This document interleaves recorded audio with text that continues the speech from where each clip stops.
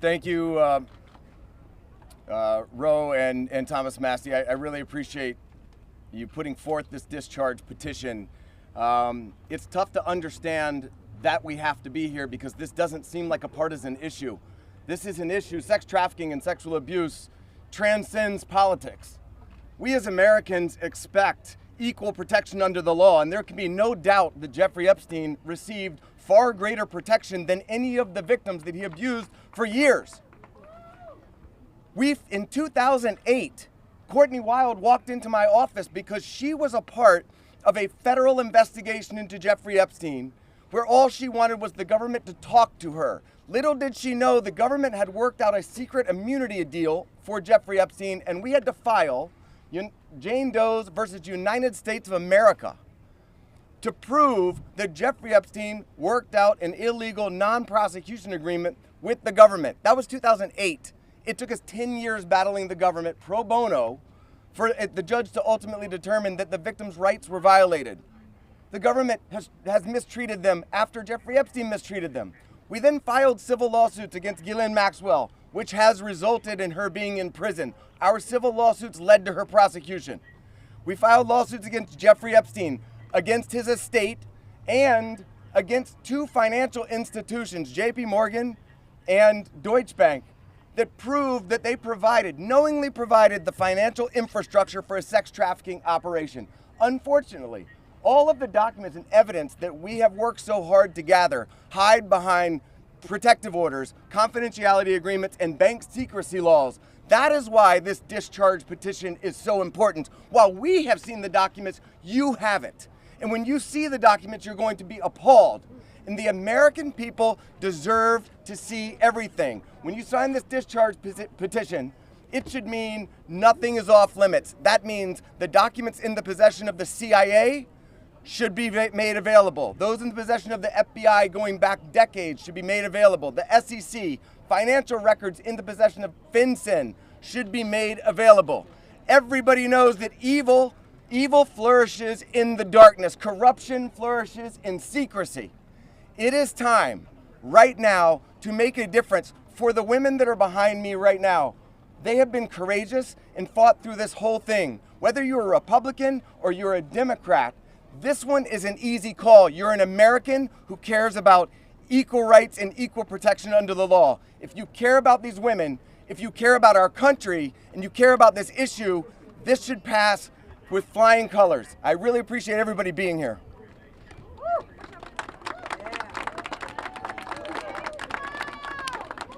Hi, good morning. My name is Brittany Henderson, and I think in addition to thanking the wonderful congressmen and women who are here today, we need to thank the women, and not just the women who are going to speak, but the other women who are standing behind them, along with other lawyers, Sigrid McCauley, and people who have been fighting for a very, very long time for the world to give this kind of attention to an issue that it should have had forever. This administration has the opportunity to do what the past administrations did not do. This administration can either stand with the victims and stand for the victims, or it can continue to hurt the victims like has happened in the past. We aren't here just to ask for transparency, though. We're here too to ask for protection. The women here represent hundreds of other women who we have spoken to, many of whom were trafficked from other countries, from Eastern European countries where women don't have the rights that we have here. Women don't have the protections that we have here. And those women are terrified that their names will be released in these files. The government won't know that they're victims to redact and protect them. So we ask that you please, whoever is going to be in charge of redacting these files and in charge of this transparency, do it in a way that protects the women brave enough to be here, but also protects the women who are terrified that every day when they turn the TV on, something bad is going to happen to them in Ukraine, in Russia, in whatever country they live in, because no one is listening to them there. So thank you for being here, thank you for listening, and please protect these women while we seek transparency. Good morning. My name is Anushka DeGiorgio, and I stand before you today as a survivor of both Jeffrey Epstein and Ghislaine Maxwell. I want to thank Congressman Massie and Khanna for their role in putting together this very, very important bill. Every day of this journey toward healing has come at a profound cost to my mental health. But I am here I chose to come because this bill really matters. I speak today not only in service of my own recovery from trauma inflicted by Maxwell and Epstein, but to honor the lives, the courage and sacrifices of Virginia Giuffre, Caroline Andriano, and others who could not continue. Their voices mattered. Their stories must not be forgotten. Accountability is what makes a society civilized. Equal opportunity and equal consequence for all. Consequences are not about punishment alone. They exist to deter future harm, to protect vulnerable, and to set a standard of justice. If Ghislaine Maxwell were pardoned, it would undermine all the sacrifices I made to testify and make mockery of mine and all survivors' suffering. That is why the Epstein Files Transparency Act is so essential. It requires the Department of Justice release all the records related to Epstein and Maxwell investigations, flight logs, immunity deals, internal communications, and even the records surrounding Epstein's detention and death. And crucially, it forbids withholding documents simply because of embarrassment, reputational harm, or political sensitivity. This is about ending secrecy wherever abuse of power takes root.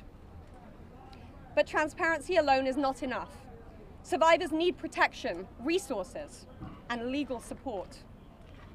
If this Congress is serious about justice, then let this moment also affirm your commitment to provide victims with the legal aid they need to confront abusers, to navigate complex systems, and to reclaim their power. Transparency must be matched by support, or else too many victims will remain silent out of fear and lack of access. The statistics demand action. Nearly 1 in 5 women in America will experience rape or attempted rape in her lifetime. Every 74 seconds, someone is sexually assaulted. Every 9 minutes, that person is a child. These are not numbers, they are people. They are your daughters, your sons, your constituents, your friends. Statistically, 1 in 5 of your families will face this nightmare. The days of sweeping this under the rug are over. We, the survivors, say no more. I want to help create a world where survivors of sexual abuse and abuse of power can come forward safely. And I ask Congress to join me in that effort, not only by passing this bill, but by ensuring that those who step forward have legal support to face their abusers and see justice done. When Judge Berman gave Epstein survivors the chance to finally speak, the world listened. After so many years, survivors were heard. That moment was historic, and so is this moment. For me, the turning point was when I had my daughter, and on the day she was born, I knew I had a responsibility to protect her and to protect all children. I have to use my voice, the voice that had been silenced by fear and shame for so many years.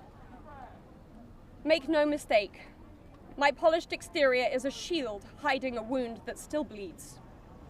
But through this wound, I have found purpose. To be part of lasting change in how we confront exploitation and abuse. And to be clear, the only motive for opposing this bill would be to conceal wrongdoing. You have a choice. Stand with the truth, or with the lies that have protected predators for decades. I am no longer weak. I am no longer powerless. And I'm no longer alone. And with your vote, neither will the next generation be. President Trump, you have so much influence and power in this situation. Please use that influence and power to help us, because we need it now and this country needs it now. Thank you.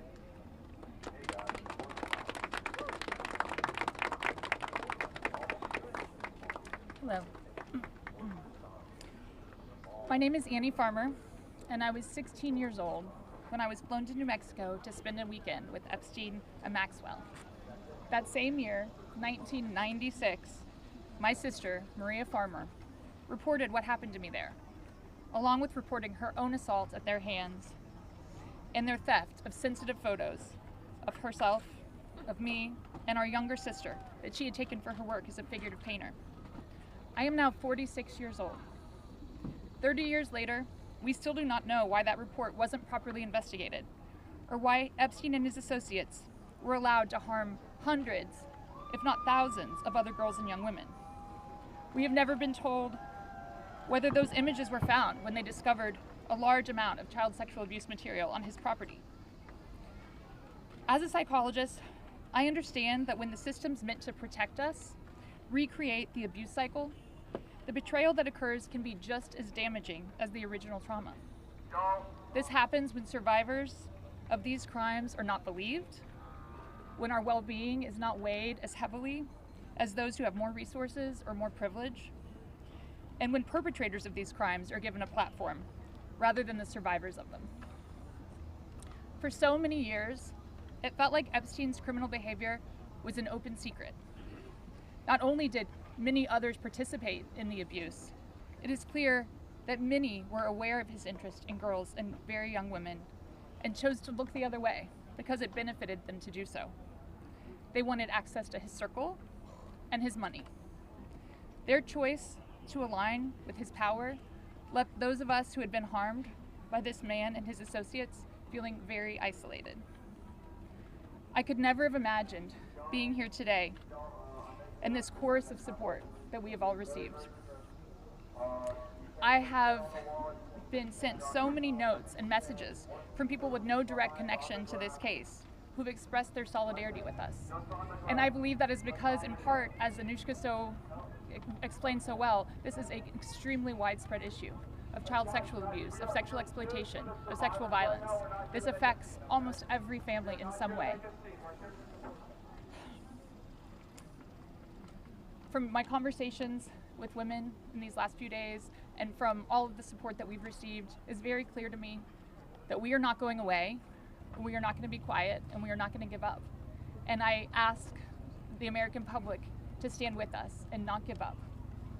At a time with record high levels of distrust in our institutions and a perception that there are two Americas, one for those with power and privilege and one for everyone else, passing this Epstein transparency bill is one important step that can be taken to prove to Americans that the government does not side with sexual perpetrators.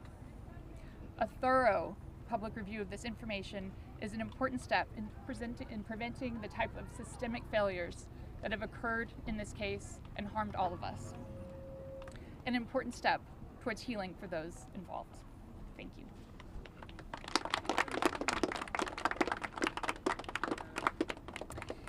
Hello everyone. I'd like to say thank you everyone for being here today on this very powerful and special day for all of us here. My name is Marina Lacerda. I was minor victim 1 in federal indictment of Jeffrey Epstein in New York in 2019. I was one of dozens of girls that I personally know who were forced into Jeffrey's mansion on 9 East 71 Street in New York City when we were just kids. Today is the first time that I ever speak publicly about what happened to me. I never thought that I would find myself here. The only reason that I am here is because it feels like the people who matter in this country finally care about what we have to say. As an immigrant from Brazil, I feel empowered knowing that the little girl struggling to get by at 14 and 15 years old finally has a voice. For the first time, I feel like I matter as an American. I was only 14 years old when I met Jeffrey. It was the summer of high school. I was working 3 jobs to try to support my mom and my sister when a friend of mine in the neighborhood told me that I could make $300 to give an older guy a massage. It went from a dream job to the worst nightmare. Jeffrey assistant Leslie Groff would call me and tell me that I needed to be at the house so often that I ended up dropping out of high school before 9th grade. And I never went back. From 14 to 17 years old, I went and worked for Jeffrey. instead of receiving an education. Every day I hoped that he would offer me a real job as one of his assistants or something important. I would finally have made it big, as, like we say, the American dream. That day never came. I had no way out. I was, until he finally told me that I was too old. There are many pieces of my story that I can't remember, no matter how hard I try. The constant state of wonder causes me so much fear and so much confusion. My therapist says that my brain is just trying to protect itself, but it's so hard to begin to heal knowing that there are people out there who know more about my abuse than I do. The worst part is that the government is still in possession right now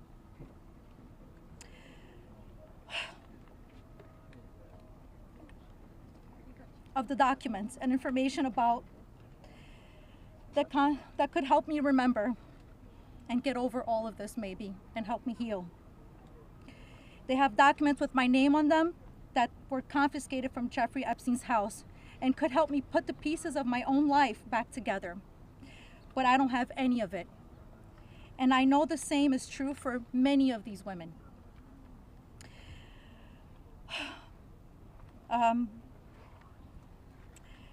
We are here to support this bill today, not only for transparency, but for the American people. But if the government is going to release these documents to the public, describing the crimes committed by Jeffrey Epstein and others, the least that they can do is give me my documents that they have about me. The other survivors deserve the same respect from our government. While our identifying information must be redacted to the public, it is equally important to provide the victims themselves with unredacted information. I will never forget when the FBI agent showed up in my door in 2008. Jeffrey Epstein hired a lawyer to represent me, or more like to represent him, I like to say. I couldn't ask any questions, and I had no idea what was going on. I was terrified. Until today, I think most of us are still terrified. I thought somebody was going to kill me. I thought something was going to happen to my sister or my mother. It went further out to even maybe thinking something would happen in Brazil with my family. And then one day, the lawyer said that everything was just going to go away, like nothing happened. I didn't need to testify. When I asked him why, he gave no explanation. That was it. So why? Why was I never called to testify then? We could have saved so many women. We could have saved so many lives from being abused. Why did he get away with it in 2008? Why was he able to go on in the abuse with hundreds of girls after the Florida investigation? Why didn't they let me testify to help stop him? Our government could have saved so many women, but Jeffrey Epstein was too important and those women didn't matter. Why? Well, we matter now. We are here today and we are speaking and we are not going to stop speaking. Today, I stand here with the women who have really helped me to find the strength to come out and come forward to share my story for the very first time. Together, we are stronger than ever. While she may not be with us, Virginia Roberts, we will continue to use our voices to strengthen yours always. Thank you.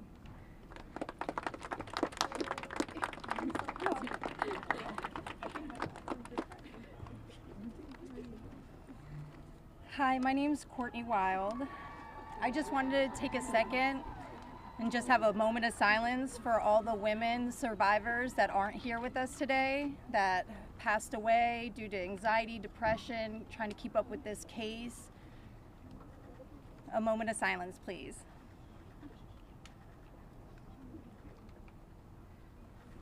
Thank you. My name is Courtney Wild. I was only 14 years old when I was introduced to Jeffrey Epstein by a 13-year-old friend of mine. The details of the abuse that he inflicted on me for years is not important today. In 2028, I was cooperating with the federal government in the investigation of Jeffrey Epstein.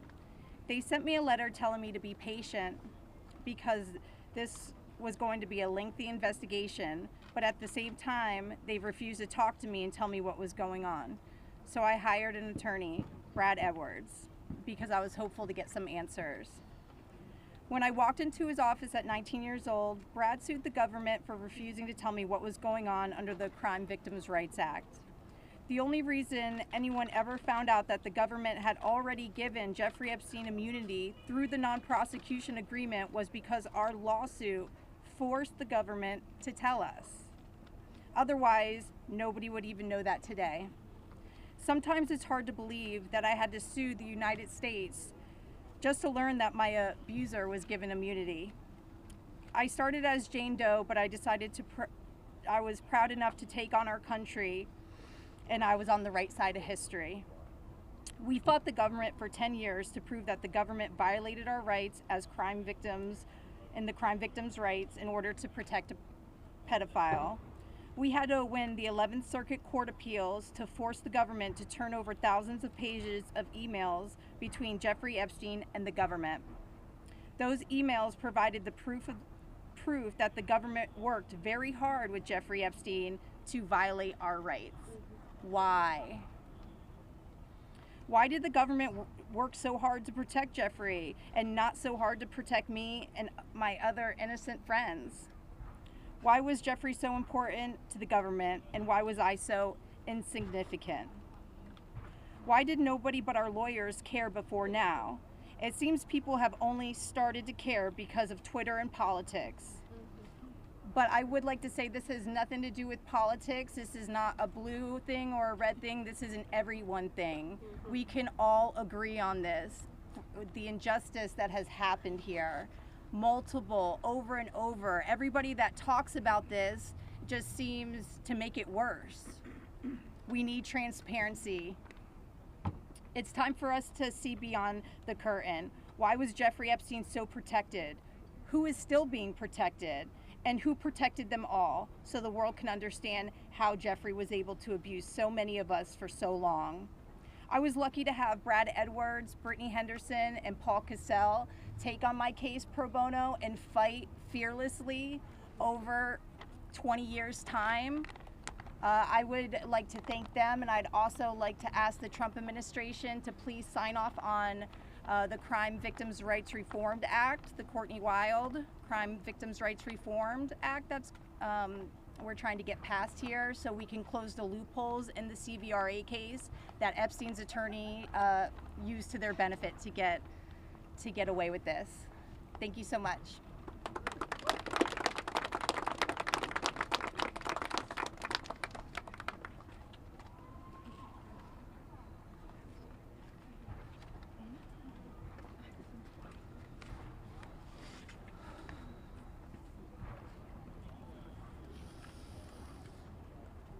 Good morning.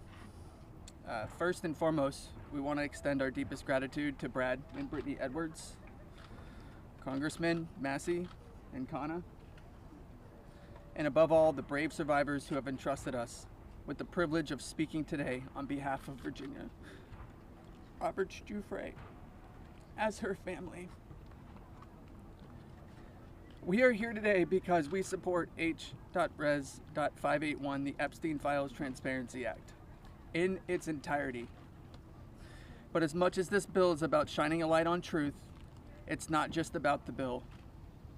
This is about justice. This is about survivors. This is about justice against the rich and powerful who have stolen something from these women and many children at the time, their freedom. The freedom to live their life without mental and physical scars that have been inflicted upon them by those who thought they were untouchable. The same freedom that these monsters took from these survivors, they should never be afforded. They should never be allowed to continue their lives with impunity. Let's be clear, this is not a political issue. This is not about left or right. This is about humanity. This is about doing what's right. And this is about ensuring that the future we leave behind isn't one where the powerful can hide behind their wealth, their influence, and their money to evade justice. Our plea to you, whether you're a dad, a mom, a brother, or a sister, look your young ones in the face, look them in the eye, and tell them you didn't stand against the very people who raped, molested, and preyed upon children and young women. Tell them you were willing to negotiate a deal. Money should never be what makes something right or wrong. If you vote no, your stance will be clear. You will be choosing to stand on the side of the rich and powerful, allowing money to buy your way out of the consequence. But here's my one ask. Look these survivors in the eye and tell them why. Then, look the people of the United States in the eye and tell them why. And then, when you're alone, look yourself in the mirror and ask yourself why. Virginia said it best, and I quote, "I have physical and mental scars that will never heal. I have memories that will never go away. They say time can heal, but this won't. Not until the justice system makes an example out of these people with so-called privileges. I just call it money. The only time I can begin to heal is when their freedom is taken from them, just like they did to me and literally thousands of other victims. The survivors of this horrific abuse are watching. The American people are watching. And history is watching. Which side will you be on?" Thank you.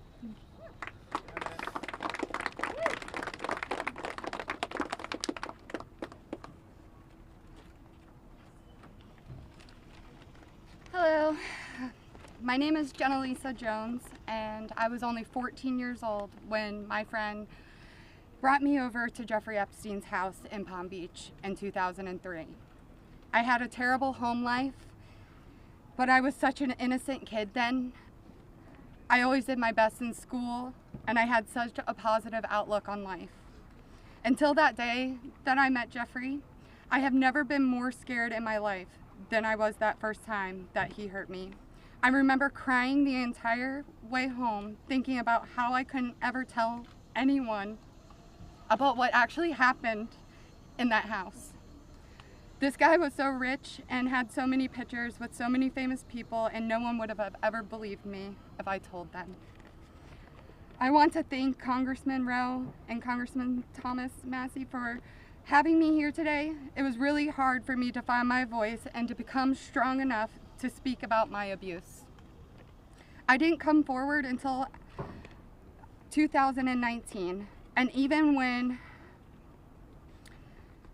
then it was like I was afraid of a ghost. I know that I was just a little kid, but sometimes I still feel like it is my fault that this happened. Being given the opportunity to speak at the United States Capitol building about something that is so important, not just to me and the women before you, but to the entire country.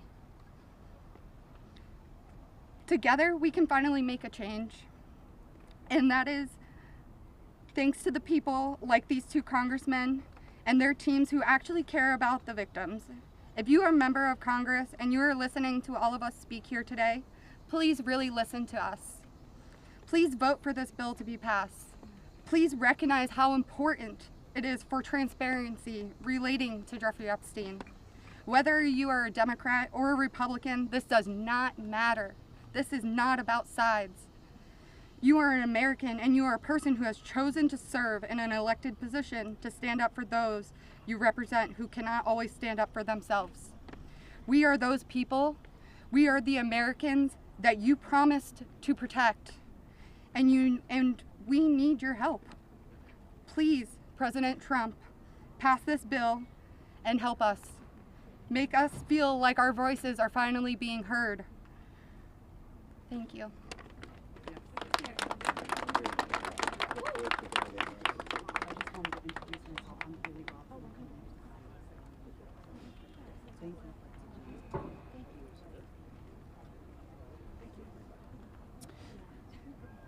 Good afternoon. My name is Haley Robson.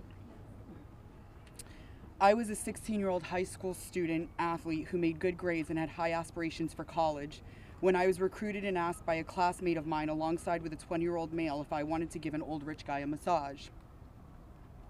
But what high school girl would not want to do that? That day changed my life forever. And when I got into the massage room, Jeffrey Epstein undressed and asked me to do things to him. My eyes welled up with tears, and I have never been more scared in my life. When it was over, he paid me $200 and requested in exchange that I bring a girl each time to make another $200. I told him I did not want to do that, and then he gave me an ultimatum. Either you come here and massage me when I call you, or you bring me friends of yours to massage, and I will give you $200 per girl for each time she comes. I felt and hoped to never hear from him again, but he called me every day. He was so wealthy and powerful, and he would not let me go. I felt I had no choice. If I disobeyed him, I knew something bad would happen. So knowing I did not want to be sexually abused, I started to bring him other girls from my high school, and he paid me $200 for bringing them. I just hoped each time it would be the last time. One day, the stepmom of one of the girls brought him and called the police on Jeffrey Epstein. The police then called me in for questioning. I had told them the truth despite the fact that I was a teenager and a minor, and I was able to tell the police the names of all the other victims. The police treated me like a criminal. I had, by this time, had turned 18. I had been with Jeffrey since I was 16 and for 2 years. So they had told me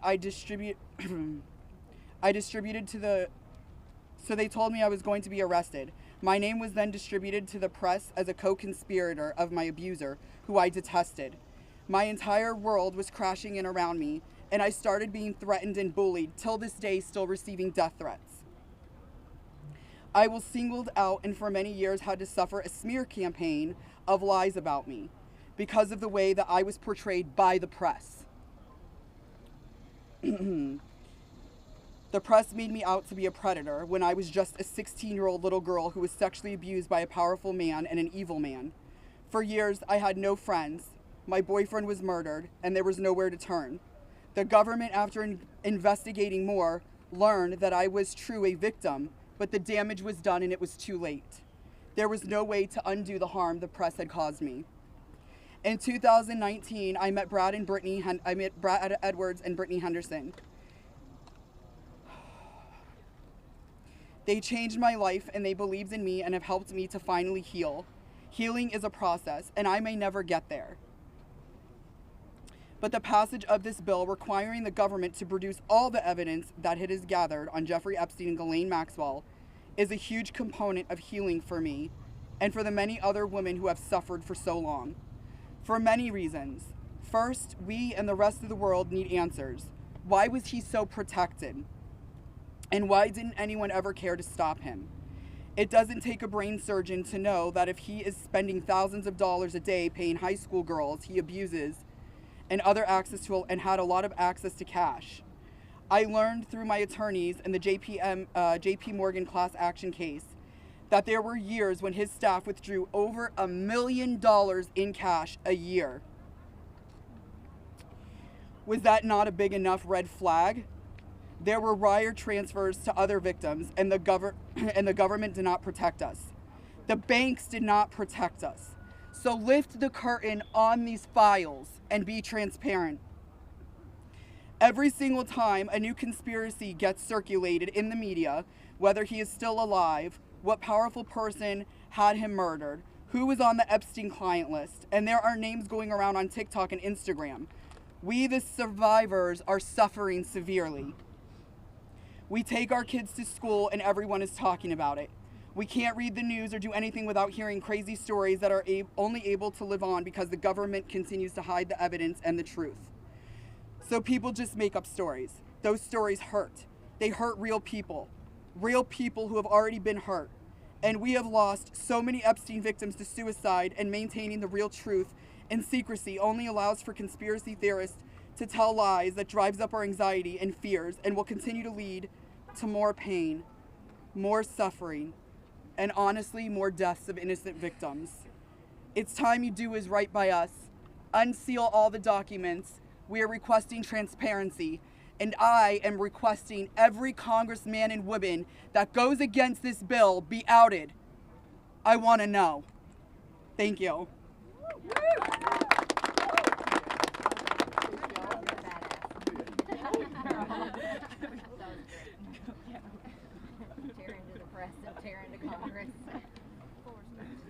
Hi there, my name is Lisa Phillips, and I'm the host of a award-nominated podcast called From Now On, a platform supporting survivors.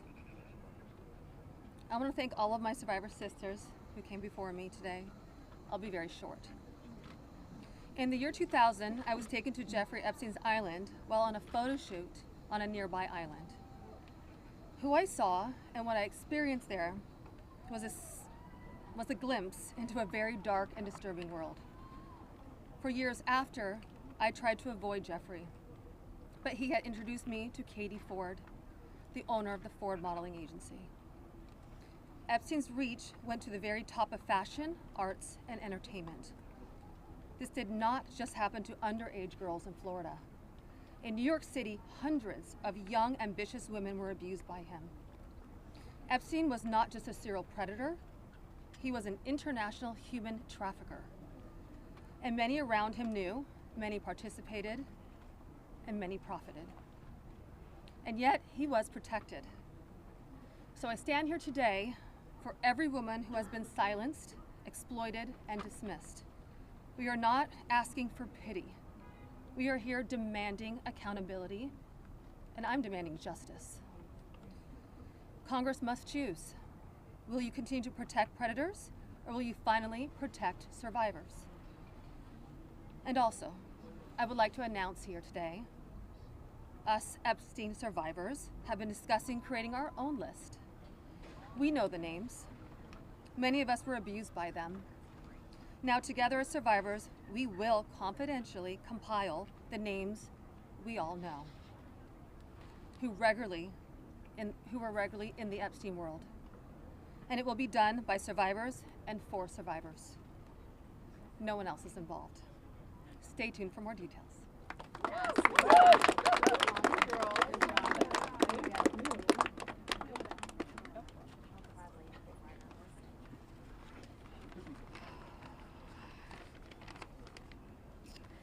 Hello, my name is Shantae Davies, and I'm here before you today as a survivor of decades of pain, trauma, and betrayal at the hands of Ghislaine Maxwell and Jeffrey Epstein, and the people who enabled them, and a government that for far too long refused to help.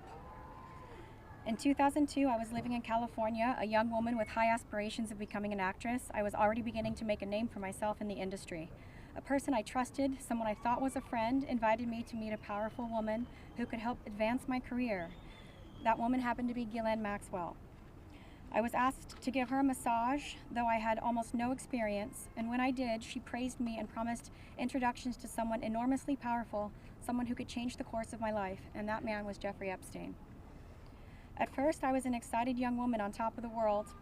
Epstein flew me to his private island. He listened to my dreams, promised to help, but his promises came with a catch. The abuse began. He told me to keep it secret. He manipulated me with quid pro quo I did not consent to, but I felt I had no one to turn to. He was too powerful. I was just one of the many young women trapped in his orbit. I was even taken on a trip to Africa with former President Bill Clinton and other notable figures. In those moments, I realized how powerless I was. If I spoke out, who would believe me? Who would protect me? Epstein himself was the most powerful leader of our country. Epstein surrounded himself, with the most powerful leaders of our country and the world. He abused not only me, but countless others, and everyone seemed to look away. The truth is, Epstein had a free pass. He bragged about his powerful friends, including our current president, Donald Trump. It was his biggest brag, actually. And while what I endured will haunt me forever, I live every day with PTSD. I live as a mother trying to raise my child while distrusting a world that has betrayed me. This kind of trauma never leaves you. It breaks families apart. It shapes the way we see everyone around us. But one thing is certain, unless we learn from this history, monsters like Epstein will rise again. There are files, government files, that hold the truth about Epstein, who he knew, who owed him, who protected him, and why he was allowed to operate for so long without consequence. Why was Maxwell the only one held accountable when so many others played a role? Why does the government hide this information from the public? This secrecy is not protection, it's complicity. And as long as the truth is buried, justice will remain out of reach. That is why this bill matters. Passing it will, bless you, ensure that the suffering of survivors is not in vain. Passing it will bring accountability, transparency, and prevention. It will help protect the next generation of predators who seek to place themselves above the law through wealth, influence, and connections. This is not just my story. It is about every survivor who carries invisible scars. It's about the weight we live with daily. It is about the families broken and the futures stolen. So I ask you, President Trump and members of Congress, why do we continue to cover up sexual abuse and assault? Who are we covering for? Let the public know the truth. We cannot heal without justice. We cannot protect the future if we refuse to confront the past. Thank you.